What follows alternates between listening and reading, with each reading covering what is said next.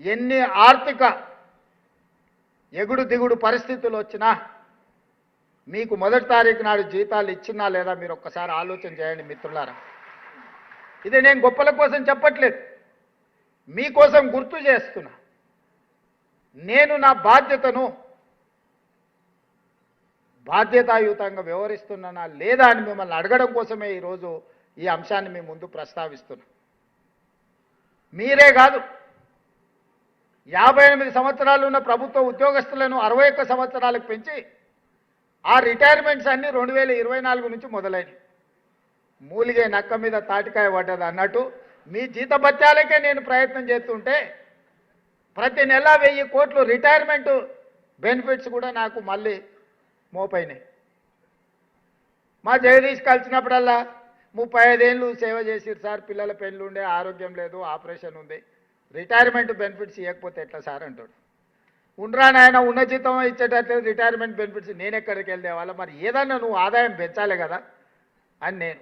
అయినా ఎప్పుడు మిమ్మల్ని చిన్న చూపు చూడలే, అన్ని ప్రయత్నాలు చేసినాం. కొద్దిగా నెలకు 200, 300 నుంచి 500 నుంచి 750 కోట్లు ప్రతి నెల మీ రిటైర్మెంట్ బెనిఫిట్స్ లెక్క కట్టించినా సరిపోతలేవంటే మన ఒక రోజు చర్చలు వచ్చినప్పుడు ఇక ఏమన్నా కానీ నాయన 100 రోజుల్లో 6000 కోట్లు ఇస్తా అని చెప్పిన. మొదటి విడత 2000 కోట్లు ఇచ్చినా లేదా మీ జేఏసీ నాయకులను చెప్పమని ఈరోజు చెప్పిన మాట మీద ఉన్నదా లేదా ఈ ప్రభుత్వం?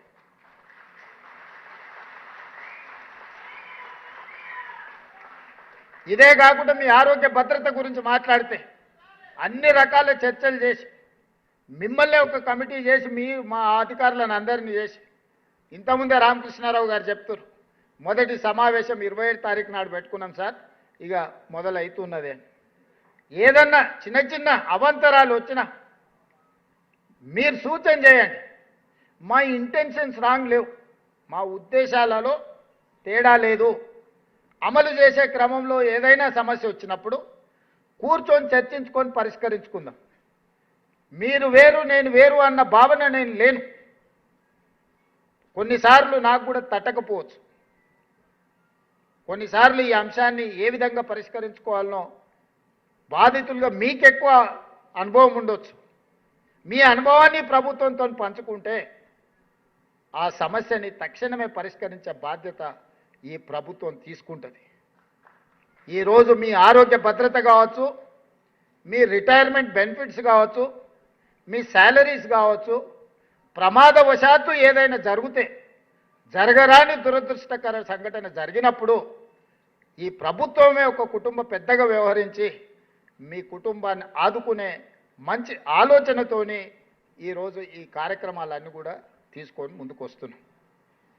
ఇక ఇవన్నీ చేస్తూనే మళ్ళీ అవ్వగానే మా ముజీబో లేకపోతే శ్రీనివాసో లేకపోతే జగదీశో పోయేటప్పుడు చెప్తాడు, అన్నాక పిఆర్సీ ఉండే మళ్ళీ గాదాని సంగతి ఏంటి గ్యారెంటీగా పోయేటప్పుడు అంటాడని నాకు నమ్మకం ఉన్నది. తప్పకుండా మా ఉప ముఖ్యమంత్రి గారికి నేను సూచన చేస్తున్నా, దానికి సంబంధించి కూడా మనం ఇచ్చిన మాట ప్రకారం ఆ మాట నిలబెట్టుకోవడానికి మనం ఖచ్చితమైన ప్రయత్నం చెయ్యాలి. వాళ్ళ విశ్వాసాన్ని మనం నిలబెట్టుకోవాలి.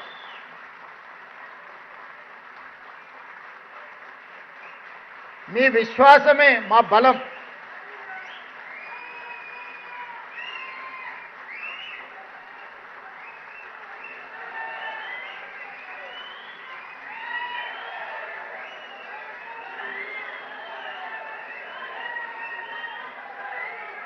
మిత్రులారా, నా ఇంకొక విజ్ఞప్తి,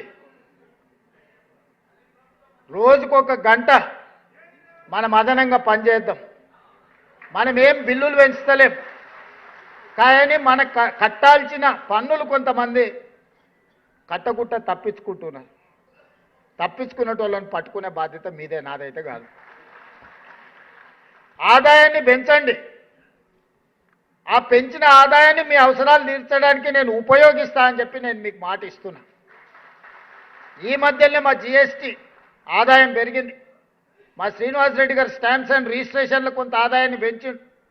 ఇంకొన్ని శాఖలలో మా ఆదాయం పెరిగింది. ఏది కూడా వృధా చేయకుండా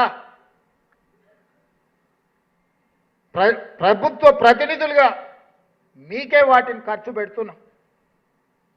ఇవాళ ఇందిరమ్మ ఇల్లు చిన్న ఆరోపణ లేకుండా 4.5 లక్షల ఇందిరమ్మ ఇండ్లు పేదవాళ్ళకి ఇస్తే దాదాపుగా 7 నుంచి 8 వేల కోట్ల రూపాయలు లబ్ధిదారులకు పంచిపెడితే అనా పైసా అవినీతి జరగకుండా చిన్న ఆరోపణ లేకుండా ఈరోజు ఆ పథకం